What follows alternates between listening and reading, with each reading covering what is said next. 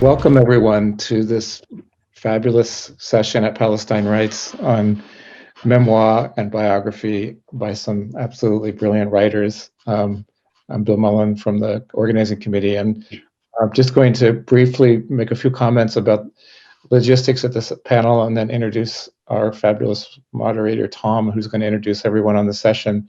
We wanted to underscore, a lot of people have been asking about recordings of sessions at this festival. The sessions from Wednesday and Thursday are already up for viewing. If you go into the halls that they took place in, whether it's Haifa or Nazareth, and click on the right day, you'll have the option to play the recording. So if you've missed anything, please have a look. This session should be up online at this site by Sunday at the latest. We also want to encourage people to visit our virtual bookstore and buy the books for these wonderful speakers. This festival is about literature and reading and writing. Also, we have a chat. If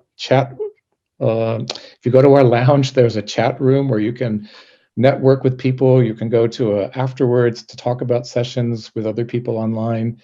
And if you're into graffiti, please visit our graffiti wall and leave your thoughts. We really wanted this to be a collective space for people to express how they were feeling about being here.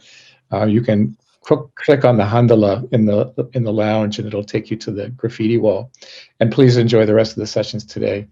I'm going to just introduce Tom Suarez, who's done amazing work to get the session together. Thank you, Tom. We're all so happy at the festival. Tom is an author and musician who's best known for his 2016 book, State of Terror, which is the first comprehensive and structured analysis of the violence and terror employed by the Zionist movement and later the state of Israel against the people of Palestine. And that's from a blurb from Ilan Pappé. His recent writings, On the Wall, is an annotated collection of Palestinian oral histories, and he is the author as well of 3 highly regarded books on the history of cartography. A Juilliard-trained violinist who has performed around the world, Suarez is a former faculty member of Palestine's National Conservatory of Music. So please welcome Tom. Greetings, ahlan wa sahlan. Welcome to the Memoir and Family Biography panel of the Palestine Writes Festival, and my thanks to the amazing organizing committee for being undeterred by the formidable challenges of 2020 and making this important project a reality. It is a great privilege for me to bring together Ghada Karmi, who lives down the road from me here in London, Ibtisam Barakat in Columbia, Missouri, and Massoud Hayoun in Los Angeles. Not only are they extraordinary authors individually, but their lived experiences, as reflected in their books, are like pieces of a puzzle that fit together to encapsulate 2 centuries of Palestinian history through to the present. And so I will introduce them as their books fill in that puzzle chronologically. Massoud Hayoun is a journalist who has reported for Al Jazeera, The Atlantic, Agence France Presse, among others, and who speaks and works in 5 languages.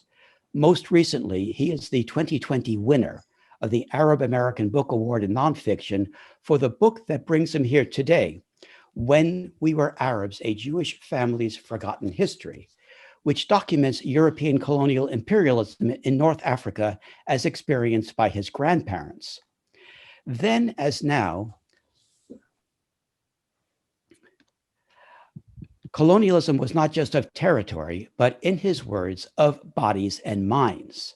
Colonialism separated Jewish Arabs from other Arabs and from themselves, and introduced that most essential tool of European conquest in Arab lands, European anti-Semitism.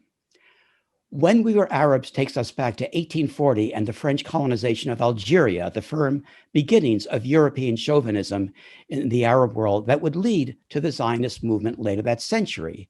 The British occupation of Palestine that began at the close of the First World War, the British mandate that began 5 years later, and the ongoing Israeli occupation of all of historic Palestine and part of Syria.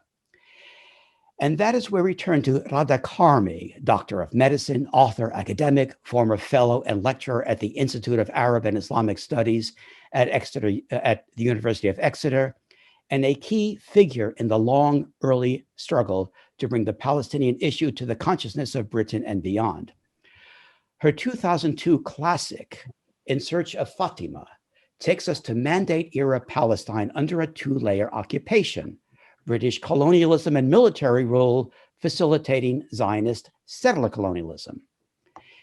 In the spring of 1948, as Zionist militias terrorized her Jerusalem neighborhood, young Ghada and her family flee in a rickety taxi, leaving behind their dog Rex and their housekeeper Fatima, both of whom Ghada loved dearly. Her parents assure her that they will be back home in a week or so, but as with 800,000 other Palestinians ethnically cleansed that year by the self-declared Israeli state, this was not to be.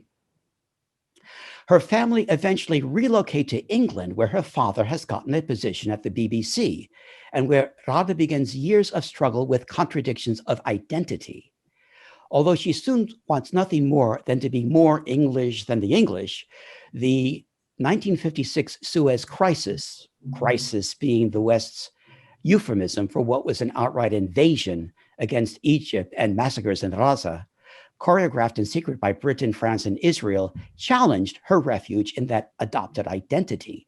Not only had Britain again imposed itself on the Middle East, but Ghada faced racist abuse from the resulting mob mentality in London.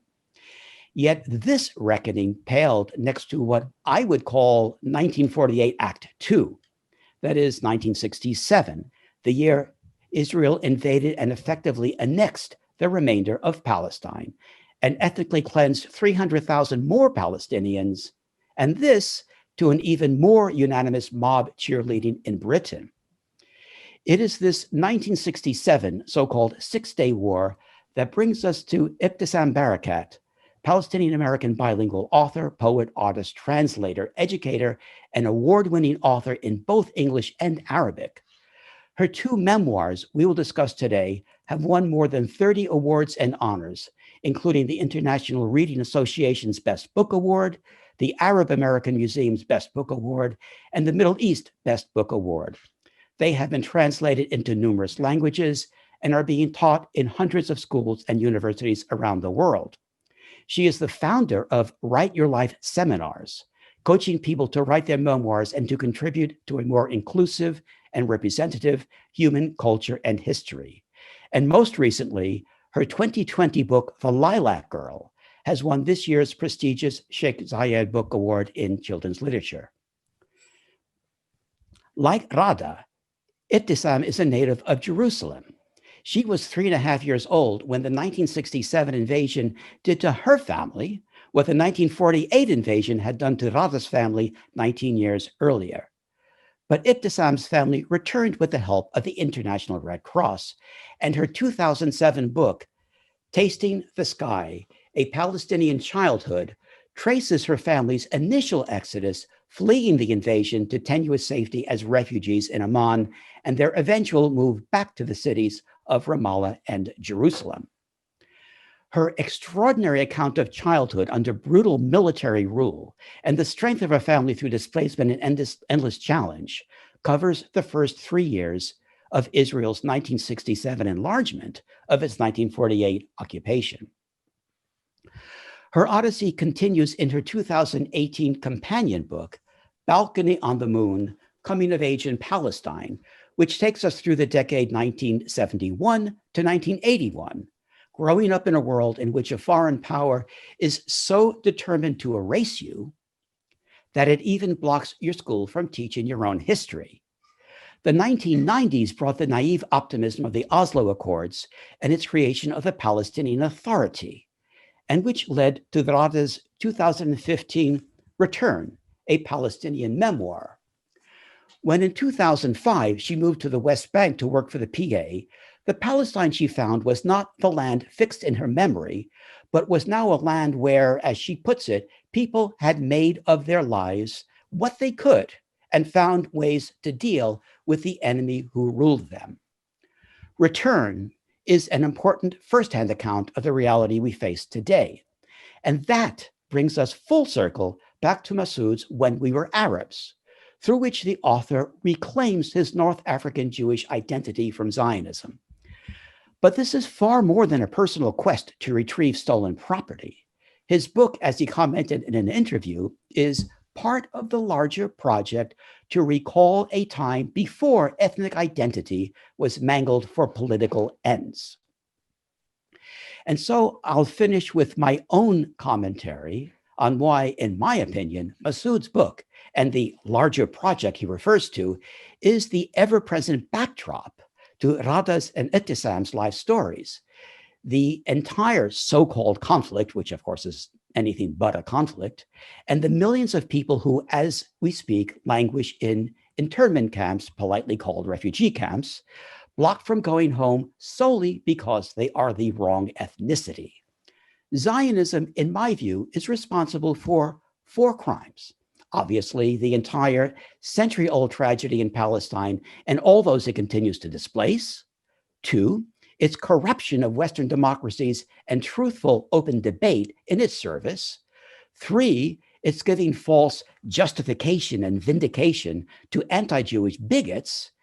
Now, Zionism requires all 3 of these, and it has succeeded on all 3 by its final crime, its hijacking of Jewish identity in the prevailing mindset of powerful nations. It's holding Jewish identity hostage. Israel's impunity depends on the Zionist messianic narrative, with Israel's claim that it, the nation state, is interchangeable with Jewish identity. And so reality is turned upside down for the benefit of Israel. So, for example, defenders of Israel's crimes, many of them true anti-Semites, Donald Trump being just one obvious example, silence anyone who challenges Israel's crimes as, ironically, anti-Semitic. This has now been institutionalized with the bizarre so-called IHRA definition of anti-Semitism, a definition which is itself profoundly anti-Semitic, being imposed on universities and governments, including the US State Department. And so, in my opinion, freeing the hostage Jewish identity from Israel's clutches is the key to ending the century-old injustice. I'll leave it to our authors if they want to comment on this aspect. Bravo, Tom. That was something else. In the cost of the talk. But let's begin by my asking about the meaning of the titles of the books. And perhaps each of you could read an extract of your choosing from one of your books. Let's begin with Ghada. Well, first of all, thank you, Tom, for a most intelligent and wide-ranging introduction. Really excellent. You should be one of the panelists, not the moderator. I really must say. I get to say what I want because I'm the moderator. You have to read from your book. Okay, now my book, In Search of Fatima, I suppose logically should be the first in amongst us 3 to be the one we need to consider, because chronologically, of course, it's a book that deals with the historical period immediately prior to the establishment of the State of Israel and as it was being established. Now, I very much wanted, and you'll see from this extract, I wanted to convey what it felt like, the exodus from Palestine, the expulsion, the flight from Palestine because of what was happening with Zionism. And it's extremely personal. It's obviously through the eyes of a child, which is what I was at that time. Now, the time is April 1948, and my first extract about that, when I look back, I see how that time in my life so is overlaid with areas of silence, impenetrable to memory. I was aware that everything had gone wrong with us, but did not know why, or whether my world would ever come back again. The sunny times, the friends, the going to and coming from school. Around me, events succeeded each other with a relentless momentum, heading for some cataclysm. And we were being pushed uncontrollably by this momentum, powerless to stop it. The worst of it was my instinctive sense that my parents were frightened and did not know where we were headed either. Now, I go on to describe the April morning which we actually left our home. And a very shabby taxi came to our neighborhood, quite terrified because there were so many bombs, there was so much shooting, that it was the best we could do. And there we were all in a taxi, packed in together, and with the case that my mother had packed. So my father got back into the car, and my mother said, "Why can't they make up their minds? 1 minute they tell us all the women and children are to leave, and now they're saying we shouldn't. And anyway, what's the point now with everyone already gone?" What she was referring to was the Arab defense militia that was telling the ordinary civilians, people, take the women and children away. And then they stopped my father and said, "Where are you going?" thinking he was going to flee because that was not allowed. Anyway, so my father shushed her and said, "Please keep your voice down." As we started to move off, I twisted round on Fatima's knee and looked out of the back window. And there, to my horror, was Rex, our dog, standing in the middle of the road. We can't have closed the gate properly, and he must somehow have managed to get out.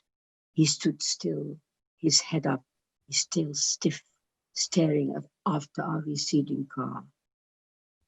"Look!" I cried out frantically. "Rex has gone out. Stop, please, he'll get killed." "Shh," said Fatima, pushing me down into her lap. "He's a rascal.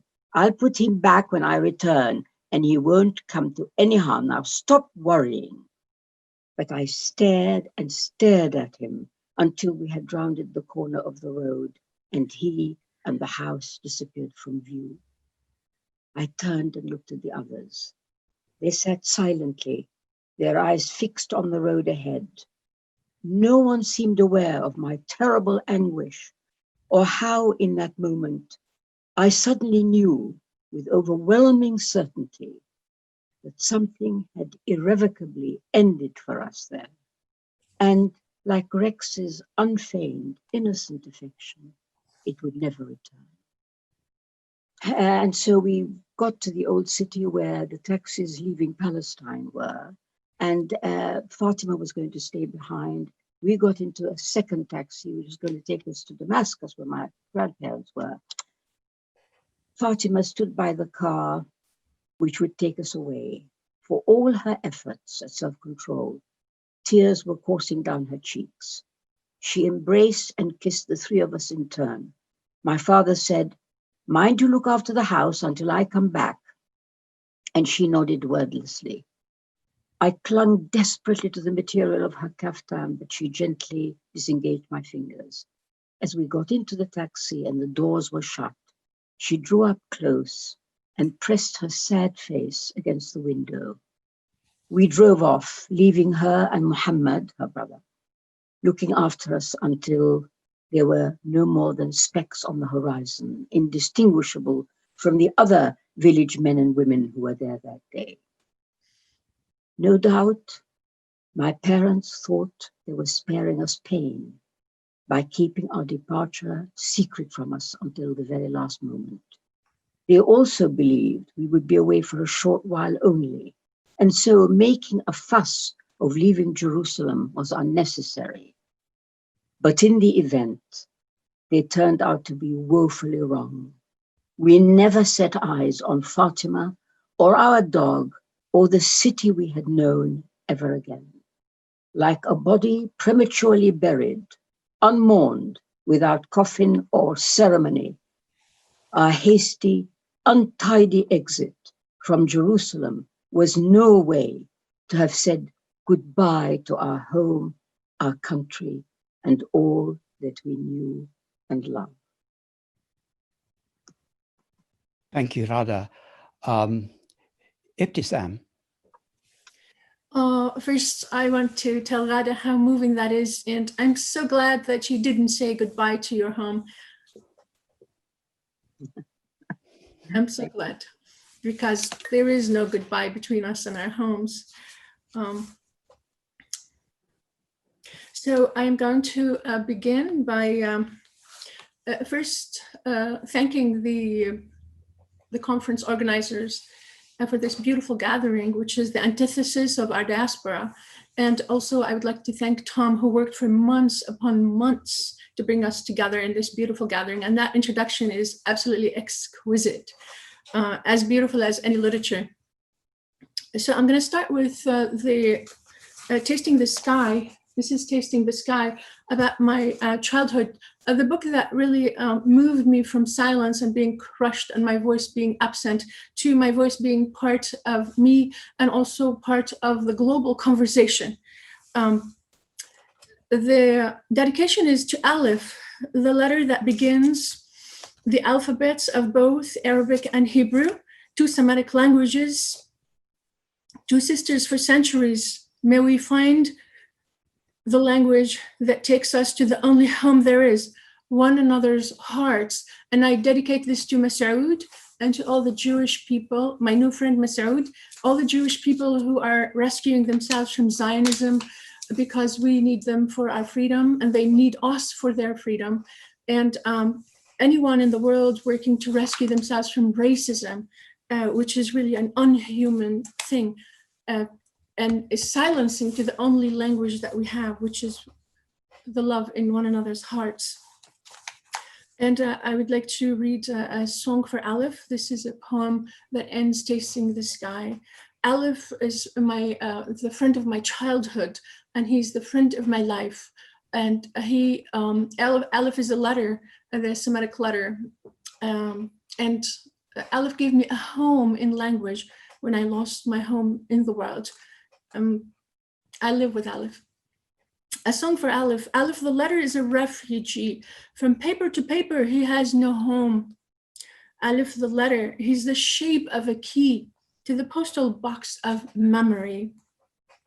Aleph, the letter, sits in the front of the bus of alphabets to see. He sees war, he looks above it. He sees war, he looks below it and beyond it to see freedom. Aleph knows that a thread of a story stitches together a wound. Aleph, the letter, is the shape of hope. Like me, a refugee. For me, my refuge. And Tasting the Sky, I tell the story of 1967 war when it began, and for the first time in really the history of the Palestinian silence and speaking, there is this narrative that tells the story from a child's perspective, minute by minute, day by day, for 3 years of what happened to childhood, and then how it got crushed because we stayed, we lived the diaspora, and then we went to Jordan, came back with the Red Cross and lived under occupation, and that's where I grew up. So I'll take you to that place. The war came to us at sundown. Mother had just announced that our lentil and rice dinner would be ready as soon as father arrived. She picked up my infant sister, held out a plump breast and began to rock and feed her. I was 3.5 years old, but still wanted to be the one rocking in my mother's arms. My two brothers, the noisy inseparables, Basil 6.5 and Mohammed a year younger, were chasing each other around mother's summer garden. I stood at the door awaiting my father. Soon I would see him emerge from the curtain of evening shadows on the long gravel road that led to our home. As I did every evening, I was preparing to run toward him with all my might. My dad was my favorite person in the world. Before the war, I had an unwavering sense that all was well as long as he came home at the end of the day. My father often gave me 5 tries at guessing what treat he had in his pocket for us. But on the evening of June 5th, 1967, my father had no treats for us. On this evening, he was the one rushing toward me, and soon I could see that his face had no smiles. Although he was saying something, it was only when he was closer that I could hear. Turn back, he shouted. Tell your mother the war has started. He ordered, run. And we enter the house and we try to put ourselves together and see what we're gonna do, because the planes were bombing and we had no plan. And the radio was shortwave radio with all kinds of conflicting news. Now, my brothers were ready. They held each other's hands tightly. Mother had secured Maha between her arms. That's my younger sister. My father strained to see the road from behind the mound of clothes and blankets he carried. But in spite of my desperate attempts to obey my parents' command, my 3.5-year-old hands were unable to lace up the one shoe I had put on. My right foot was still shoeless. Yamma, Yaba, help me.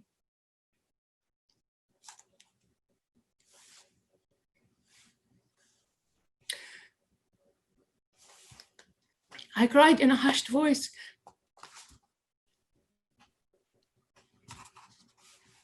Lest I attract attention and we all die, but no one answered. At that moment, a new wave of fleeing refugees, villagers rushed by. As they disappeared, everything faded into stillness and my family was gone. Had they just walked into the crowd and left me behind? Fear dug a hole in my heart. I could not grasp what had happened. I wanted to cry aloud, hurl their names across the darkness, but dread stifled my voice.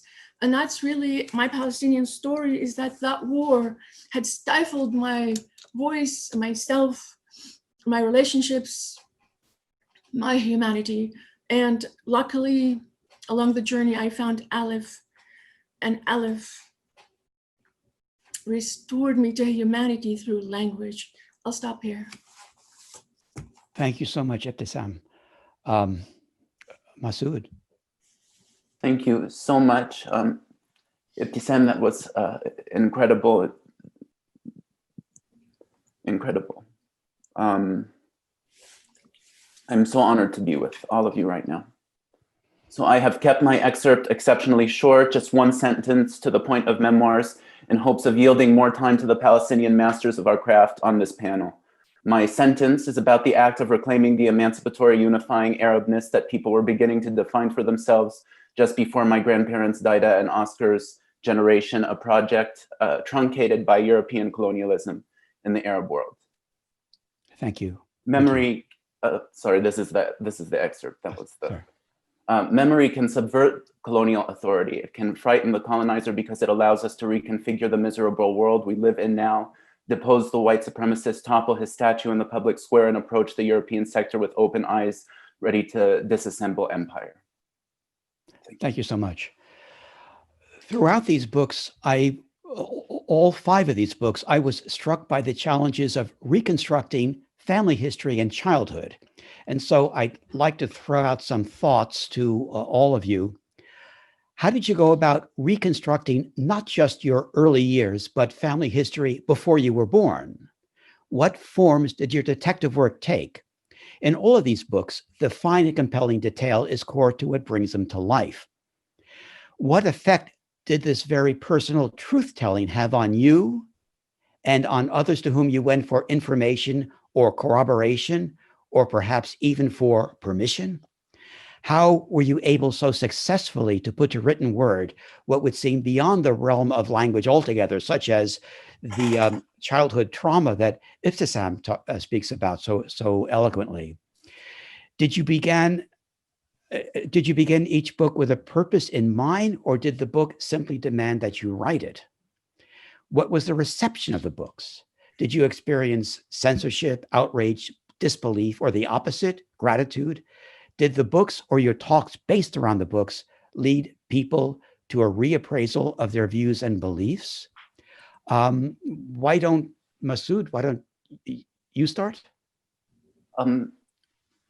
So I was around the beginning of this book when I started this project with my grandmother, doing a lot of investigative reporting on Chinese officials who'd been accused of corruption back in China, stashing assets with the help of Republican Party bigwigs in energy products, energy kind of factory projects in the United States. So I used a lot of the investigative work that I was doing to track down things genealogically, and then in terms of policy documents that were used in the early French colonies in North Africa to separate Jewish Arabs and instrumentalize them against local populations to further a colonial project, not just in French, what became French conquered North Africa, French occupied North Africa, but throughout the Arab world. So, and then in terms of the reception, I think that a lot of the reception that I received might be interesting to people. I think that there were a lot of people who thought with a title like When We Were Arabs, A Jewish Family's Forgotten History, that this was going to be a very different book than it was going to be, and that some people were very disappointed that it didn't feed a Zionist narrative in history. And then I guess they were in for a surprise when they read. And good. And I'm glad that those people ended up reading.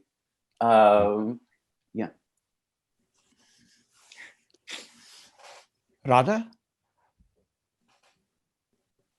So you're doing this, okay. I sort of thought that Ibtisam was going to come next. To be clear, we're all unmuted and we can all speak as if we were together in the same room, but otherwise I'll just ask in order. Sure. No, that's fine. Look, I mean, if people read In Search of Fatima, it will soon become clear that the kind of detail is not something that I would have recalled. So what I did were two things which were crucial in my view to that book. First of all, my own memories were fragmentary. Of course. Really. Partly because of being a child, but partly because of the trauma. Because for years, I could never understand why I couldn't remember certain things, which my sister, I was the youngest of them, my elder sister would say to me, but surely you will remember this. I didn't. And of course, when I then later understood, this is a kind of a retrospective amnesia because of the trauma of what actually happened. So my own memories were fragmentary. Mainly they were to do with feelings. Right. And when Ibtisam was reading very movingly that extract from her second book, I know exactly, I can really empathize with the melancholy, the sadness, the pain that she must have felt, because those were the things that came back to me when I was writing it. No, so let me not go on forever. Let me just summarize. The actual details of what happened, I pride myself on the fact that really nothing in the early part of the book, the one called Palestine, the first part of the book, is made up. It's based on the memories of members of my family, my father, my sister, cousins who were there. And so that was all pieced together, people who were not related. So it's all pieced together. But the other point to make is that I deliberately dramatized it so that it comes to life precisely because of that. So clearly, I mean, it's not verbatim what actually happened, but it reads, people tell me, a little bit like a novel, and I can understand that. So really, that's what happened. Now, you had a lot of questions to unpack. I mean, why did I do it? How was it received? Look, I did it for what to my mind was absolutely clear political reasons. I remember I had been brought up in Britain. So my cultural understanding is that of a person who grows up in a country like that, where the Holocaust is terribly important, and particularly after 1967. So wherever you went, you heard about the Holocaust. And I remember sitting there and thinking, now, every child in England knows about the Holocaust. How's that? they do not know it because they're reading histories of the Second World War, nor because they're looking up United Nations resolutions. They know it because it was conveyed in the medium of memoir, of poetry, of plays, of novels, of films. That's how. And I thought, our tragedy, now there's no comparison, I'm not comparing anything with anything, I'm talking about a tragedy that befell a people. How come this is so obscure to most ordinary people that they don't know anything about it? Well, I felt we had a duty to convey the experiences precisely in the same medium. Films, I know many Palestinian films are made, and that's great. At the time I wrote my memoir, there really were not a lot of memoirs in the English language. And it was very important that that should be the case. So for me, I set out because I wanted to put this right. I thought, right, you need to hear how it felt for us as human beings, not labels and not United Nations resolutions. As I came to write it, something very strange happened, perhaps not unexpected. I really began to feel incredibly engaged in it, incredibly sad. Sadness would well up. You know, and I was trying to write, so I think, why is this? Of course, I realized it was the feelings that had been trapped, where the memory itself did not appear, the feeling had remained. Now, by the time I finished it, the real problem that I had was getting it published. You know, friends read it and said, my God, it's so moving. Oh my goodness, I didn't know, I didn't realize. I couldn't get it published. So I don't know about my friends, but I tell you, but at the time that I was doing this, in the early 2000s, nobody was particularly interested or sympathetic to the Palestinian viewpoint. It was a hell of a job to do it, but thank goodness it finally did get done. And by the time of my second memoir returned, the situation wasn't like that anymore. It was, the second memoir was published with no problem at all. Okay, thank you. And Ibtisam. Oh, thank you so much. It's wonderful to listen to all of you. For me, the research that I've done is organic. I grew up under occupation, completely silenced. I was not allowed to say the name Palestine for 22 years.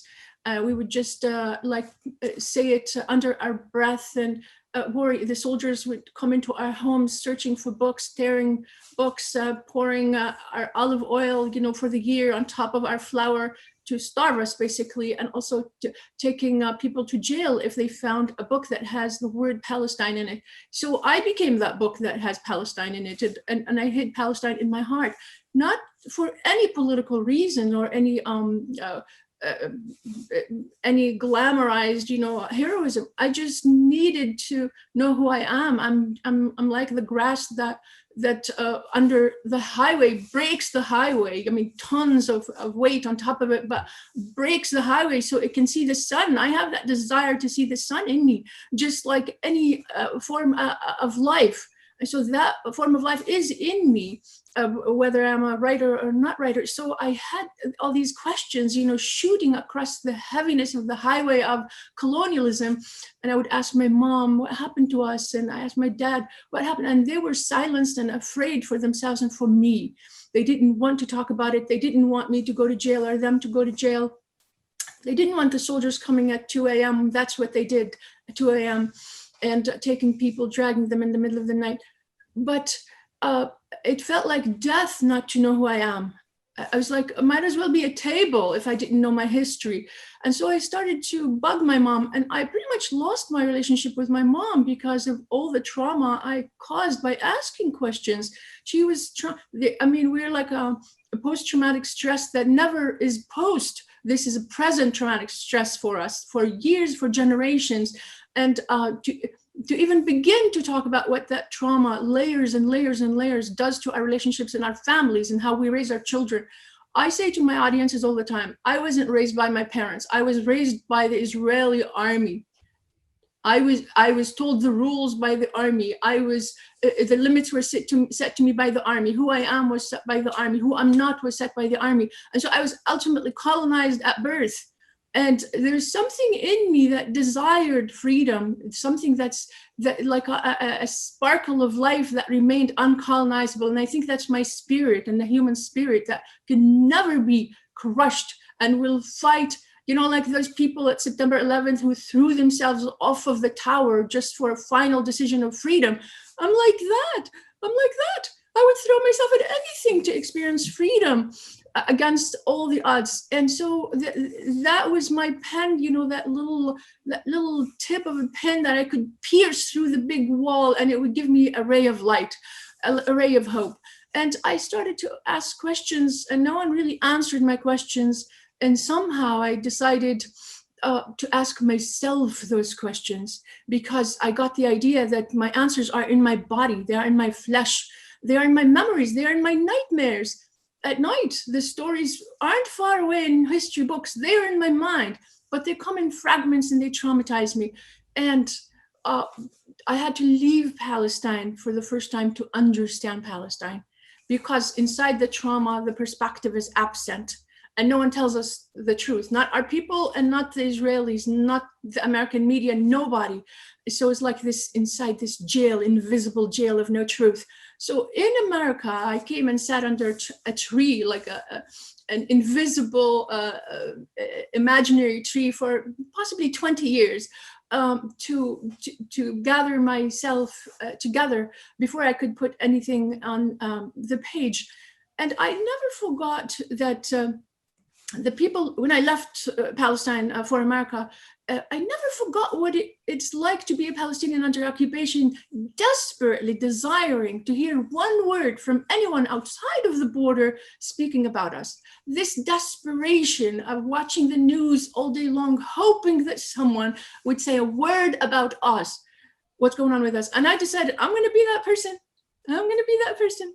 I don't care who's listening or not listening, but I'm going to be that person, because I remember so well what it was like to have that desperation of being included, acknowledged, seen.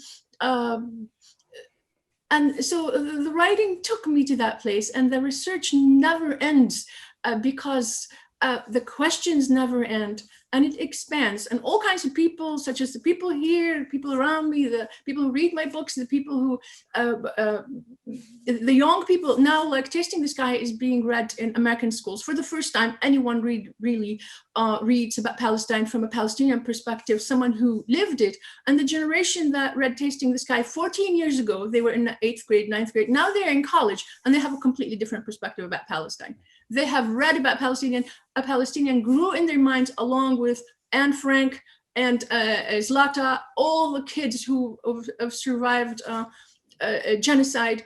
There is this girl who is Palestinian, who happened to be me. And I'm so grateful that I could piece the fragments of my life to give something toward freedom of my people and absolutely everyone. And that writing, that research, that writing truly saved my life. I just can say it with 100% accuracy. If I hadn't written, I would have died. You know, Ibtisam, this is so fascinating because, and by the way, whoever got this panel together it is to be congratulated, because it's illustrating something very, very important about the Palestinian story.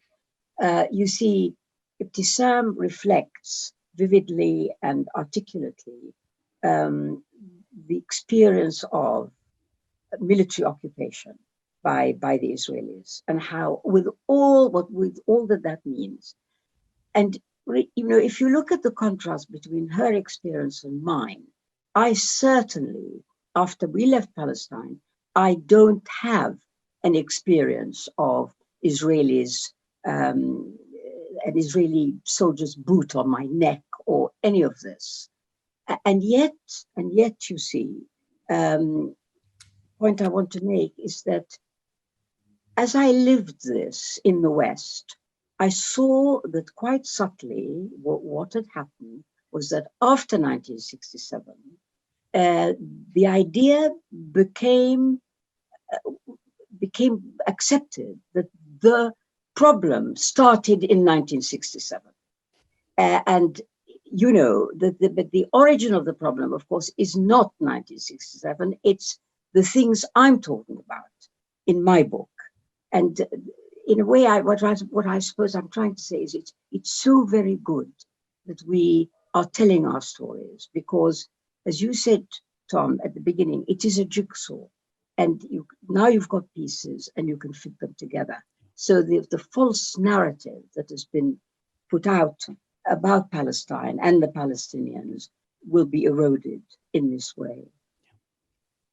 I'm intrigued by how all of you have achieved so much, not just through your ability and resourcefulness, but all three of you by sheer unwavering determination, and how that determination led to a particular incident or breakthrough that could change the course of your life. To give the example that comes to mind, Ibtisam, when you were in high school, the owner of a little stationery store lent you copies of a magazine published in Kuwait, Al Arabi. And against all odds, you decided to try to contact the magazine's editor, a Mr. Baha al-Din. But under Israeli military control, even getting the letter to Kuwait was a non-starter, requiring determination, ingenuity, and luck. And on the long shot that you were successful, there was then no way Mr. al-Din could get word back to you. The odds against you were so enormous that one might be forgiven for calling the mere attempt a folly. Yet you persevered and you succeeded, changing the course of your life and all the lives you have touched. Ibtisam, tell us more about that. I want to say, first, I thank you so much for the question, because it takes us to the importance of a grown-up helping the young voice, the young people. And as a Palestinian living under occupation, at that time, the West Bank, Jerusalem, all of the so-called occupied territories, and I disagree with the expression occupied, because we didn't get occupied by Israel. Palestine was occupied by Palestinians. So the language, you know how the language gets co-opted. We live there, but we got colonized and crushed and all kinds of things. But I was living there as an Arab, speaking Arabic, and I have zero contact with the Arab world, zero. Not a newspaper, nothing. I've never met an Arab. I'm an Arab who's never met an Arab all my life until I came to America. That's kind of the theme of my life. But Mr. Ahmed Bahauddin, and I send out a shout out to him, he's possibly the greatest journalist, Egyptian journalist, and he was sent to exile to Kuwait to become the editor of Al Arabi magazine because he advised Sadat, I guess, against Camp David or something like that. But he was sent to exile and headed the Al Arabi magazine. And some people who would travel to Amman would bring copies of Al Arabi, and I would read it. Al Arabi meant a lot to me. That was my Arab world that I was thirsty for. And because we didn't have any communication with the Arab world, or no postage, no phones, etc., the postal service person told me I could send it to London, and in London the postmaster can change the postage, send it to Kuwait, and then possibly he will get it. And that actually happened. Luck helped me, and that happened. And he sent me a letter through Kuwait, and he didn't only send me a letter. He sent me a bunch of money. That's the truth. With somebody who's coming back from Jordan from a conference where he was with the head of An-Najah University, and told him, I have a relative, a young relative in Ramallah. He claimed that I was his relative, and that's how I understood the theory of relativity. And he said, please give her this and tell her that I care about her and that she should write. She should continue to write and to get her voice out in any way she can, through London, through Paris, through the sky, through a satellite, whatever. She needs to speak. We don't have any journalists in Palestine who are Palestinians getting the voice out. And if she can get out a word, I will receive it. Please continue. And that also changed me and shaped my life in terms of courage. It told me, if something appears not possible, that doesn't mean it's not possible for me. And one of the things, like me coming to the US as a female, as a 22-year-old female, against all kinds of threats, as a female, I'm going to America. I said, I'm going to America because I need freedom from the occupation, from the chauvinism, from the patriarchy. I need freedom. I don't want to die without having experienced a minute of freedom. And I told that to my dad. I said, Dad, you don't know freedom. You lived under occupation, the Ottomans, the British, the God knows who. You don't know freedom. I really want to have 1 minute of freedom in my life, and I'm willing to risk my life for it, to go to America where I know nobody. Would you let me? And my dad cried, and he said, okay. And I came to America. Ghada, Massoud, any incidents that relate to the books or to your life that were turning points?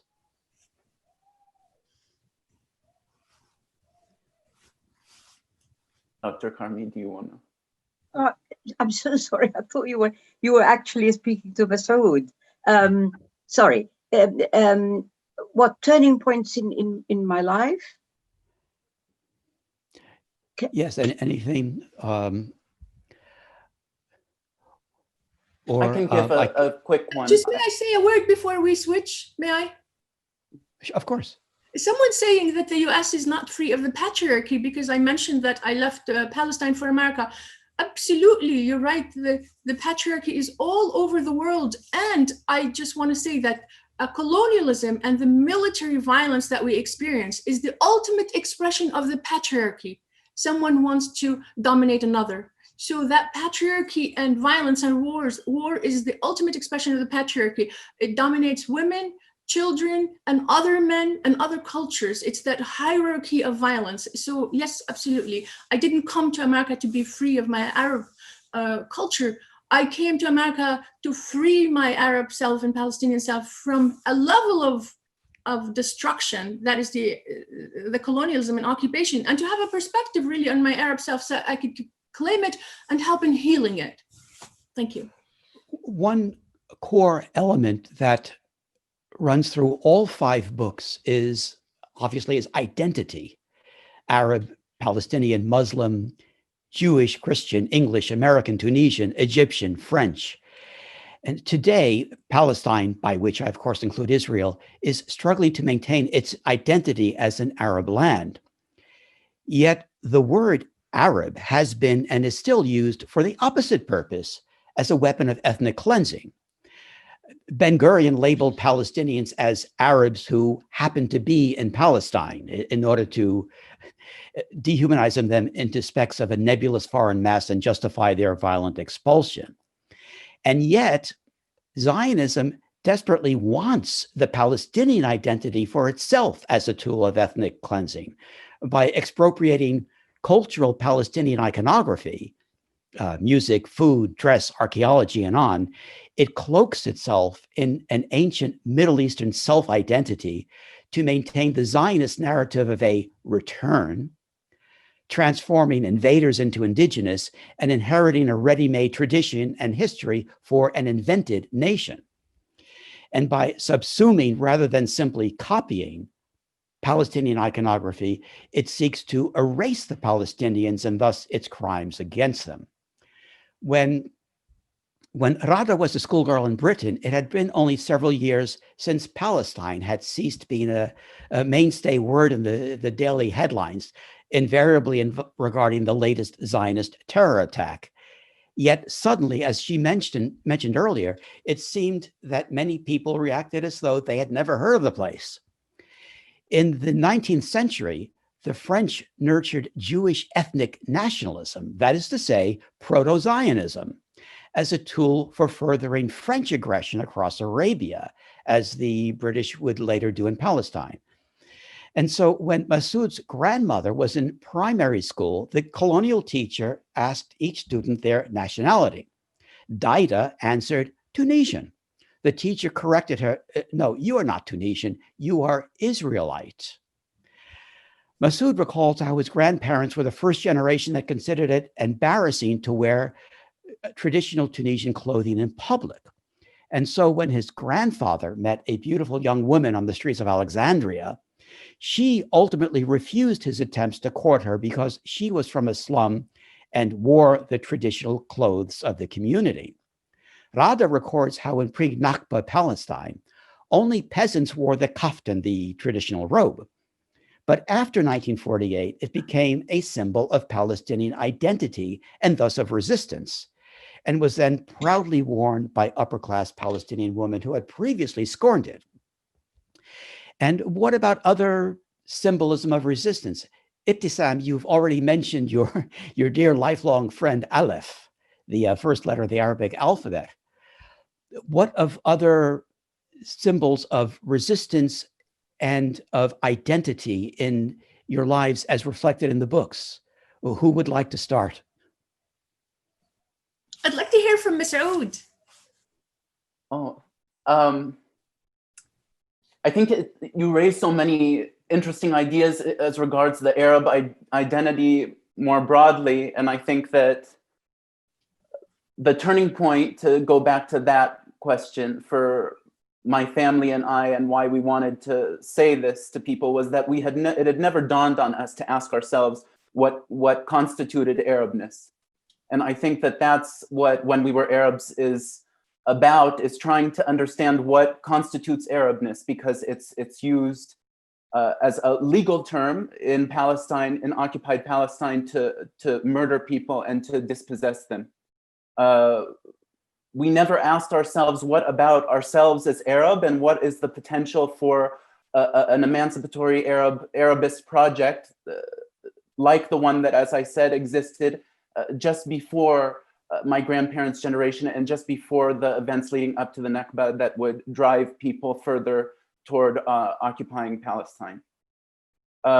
So looking at that generation, I guess that there's one example that I would raise, and it's also to the point that Ibtisam makes that so beautifully about the patriarchy and imperialism working hand in hand. It was women in our communities, Jewish Arab women, who weren't as kind of culturally tied down to the home. So not the Bnat al-Nas of our communities, who worked in cabarets, who sang Arabist nationalist anthems, like, for example, Habiba Masika, the famous Tunisian Jewish singer who sang ballads about freeing Tunisia, was jailed by the French authorities for singing about the liberation of Tunisia, sang about the liberation from the French authorities of Syria, very far away, performed in Egypt,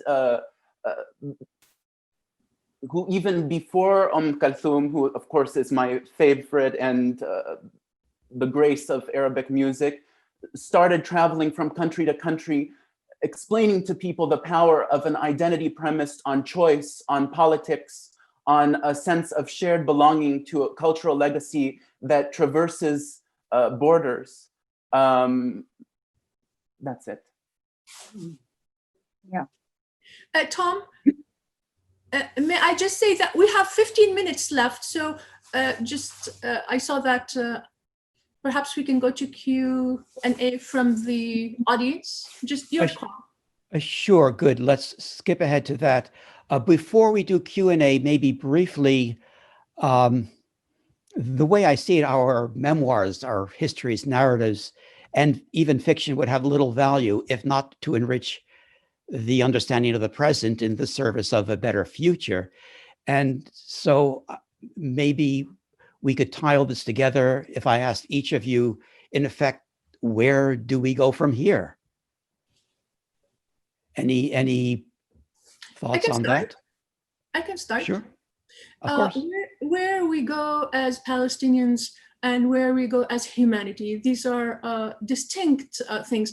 I feel as Palestinians, we have the job of owning the tasks that are ours in relation to our freedom, that the world cannot do for us, such as healing our connectedness and our conversation amongst each other. The colonialism, what it does, it divides people along all kinds of factors and conquers them. So we've been divided alongside everything in the last century, or perhaps in many, many centuries, not coming just from outside, but also our own culture has its own illnesses that need to be healed. Our own minorities, our own sexism, our own illiteracy, and our own social struggles. So we must own that. I see Palestine Writes, this very, very forum that we're at, one of the medicines, one of the healings. That us coming together to converse with one another and find possibilities as Palestinians, but also we are part of humanity, and we can never move forward without the help of humanity, whether our Jewish family members, or whether our Christian family members, whether our the Arab world, and then Europe, Africa. We must liberate ourselves in the context of humanity. That our liberation is not about us, is just liberating one element of the human body, so that when Palestine is healed, if we're like the foot of humanity and healing, then we heal ourselves as the foot of humanity and caring about the eye or the ear. And it just, we must reclaim that sense of oneness that COVID-19 is forcing on us, that the atmosphere, you know, like the ozone or whatever it is that is suffering in planet Earth, is forcing on us to become aware that us harming one another is like a body harming itself. And we have to get out of the autoimmune politics that the humanity is harming itself. So two directions. One, us healing the pains in the human body. And that takes a lot of work because so many elements are pushing against us to remain fragmented, and a part of humanity. And the fact that I grew up as a refugee in war, and now I can be part of humanity with you, is great hope. And the fact that Massoud and I is speaking is great hope. The fact that Ghada speaks about 48 and I 67 and you when we were Arab, and Tom Suarez is bringing us together right out of London, humanity is moving forward. Thank you. Massoud, Ghada? Massoud, please speak. I'll speak next. No, please, please, you go first, please. Okay. With your firsthand knowledge of the political situation in Palestine and your time with the PA, as you've written about in return, does justice for Palestine ultimately lie in that one word, return, in its largest literal sense? Absolutely. Look, I'm generally resistant to moves that try to talk about what happened to the Palestinians and their struggle as part of some other very much bigger movement or some other big idea or something. The reason I say that is not because the Palestinians are unique or they don't share things with the rest of humanity. It's to do with the way that the Palestinian story has been consistently buried and not heard. We are in a phase where that story has to be heard again and again and again until people really get the message. So you need to be specific for a certain time in history in order to get the message across. Now, in terms of what is there for the future, okay, well, you're right. In 2005, when I was there and I saw what I saw, it came to me very clearly that the solution, the way forward would come from the people living there. It really won't come from people in exile. It won't come from people like me. It will come from the people on the ground in their day-to-day, minute-by-minute struggle with the Palestinians, with the Israelis, with the army, with the Israeli state, with the Israeli government. That is where it's going to happen.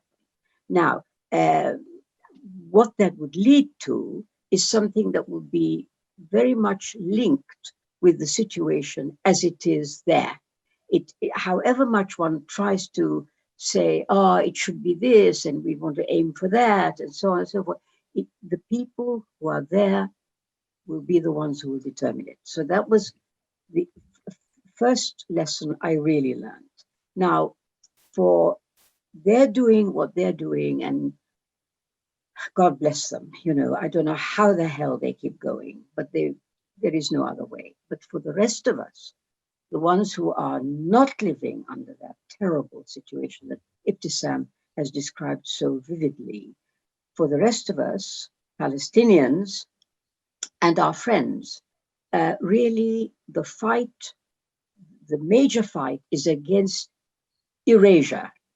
It's against erasure, because the thing that Israel and Zionism tried to do right from the start was to make the Palestinians disappear in every sense of that term, physically, historically, culturally, in every way.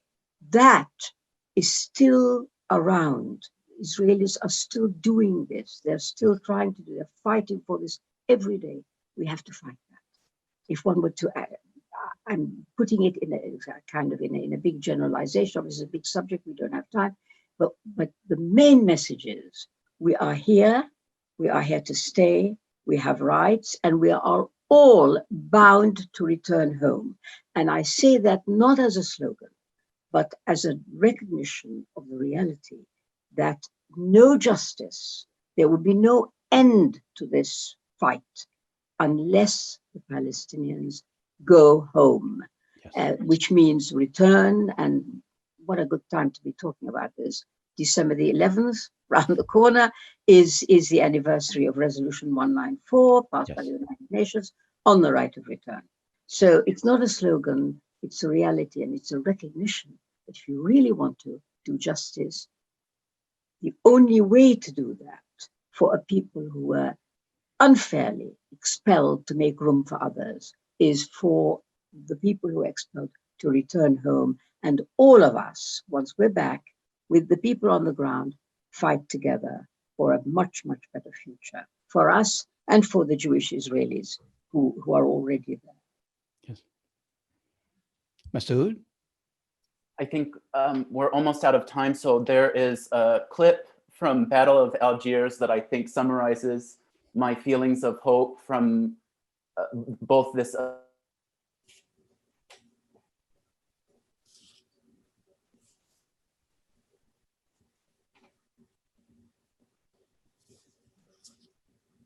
all know what I mean by hope in a bleak time.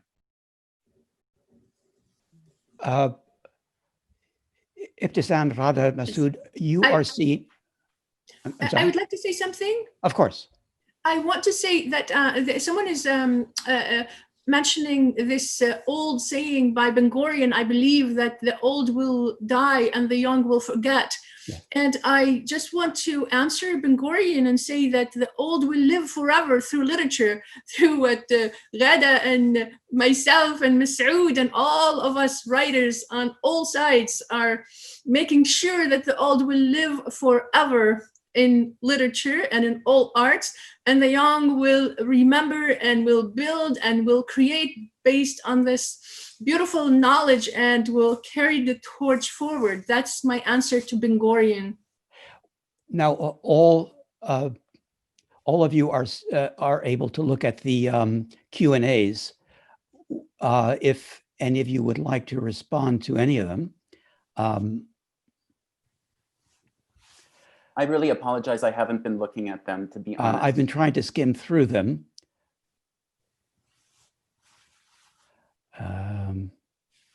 Too many. Yes. Here's the link. Everybody watch it after this is done. Yeah. Rhonda Tawil, I am really interested by your use of Arabness. In the US, my experience is that there was a period where people talked about Arab Americans, but in popular media in multicultural US, it seems that Arab as an identity is erased. Do you find that identity of Arab as politically incompatible with US multiculturalism? Was that to a particular person?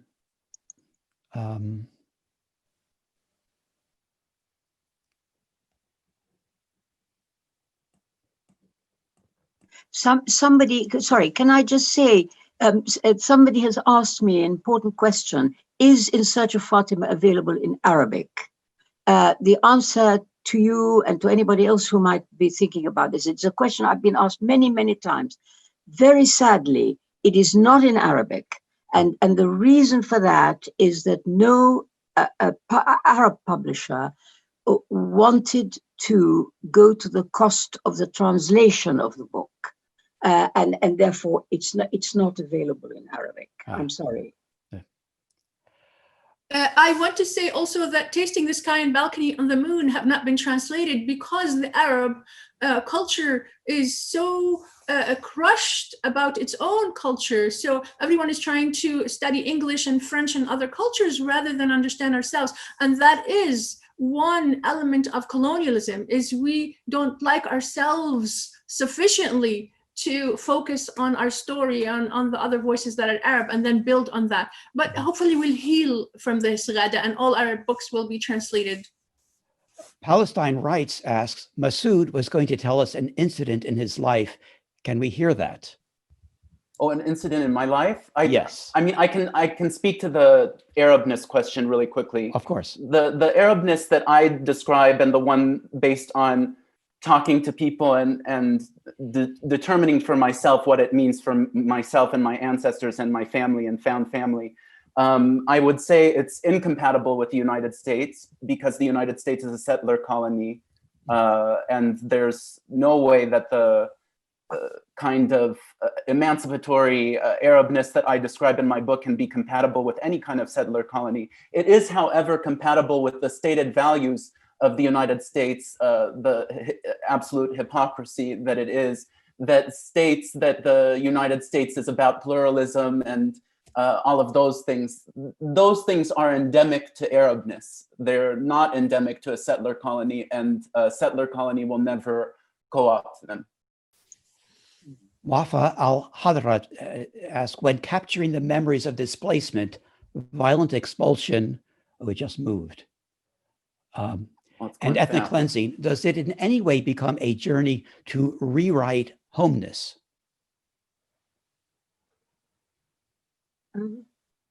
Anybody for that?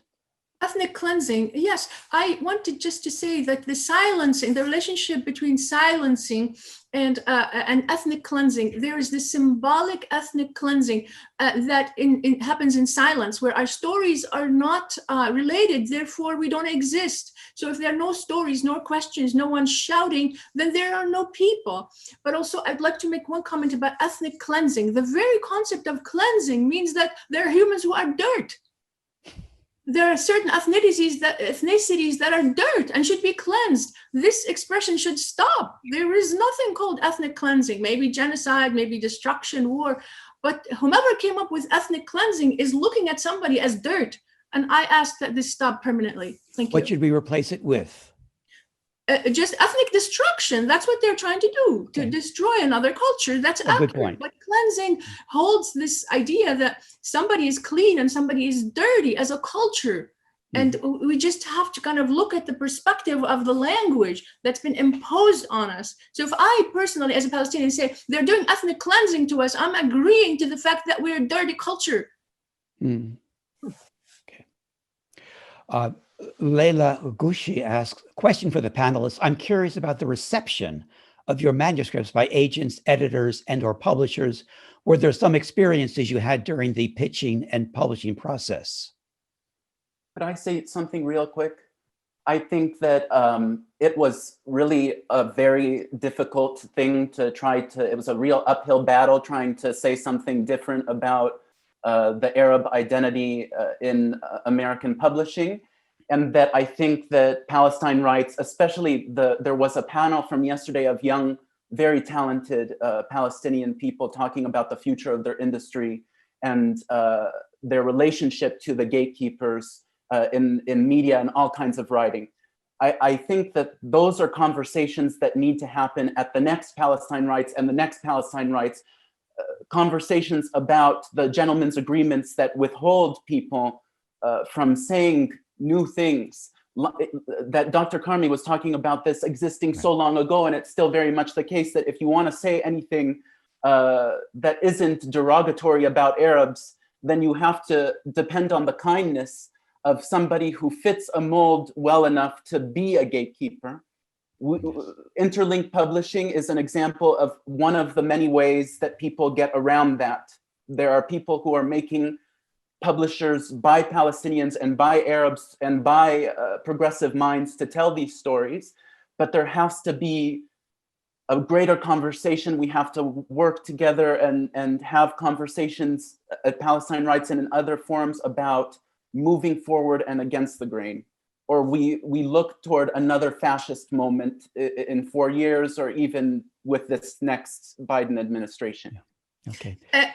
Tom, I'm being your assistant here. They're telling us final thoughts. So Yes. Is that what you'd like to do?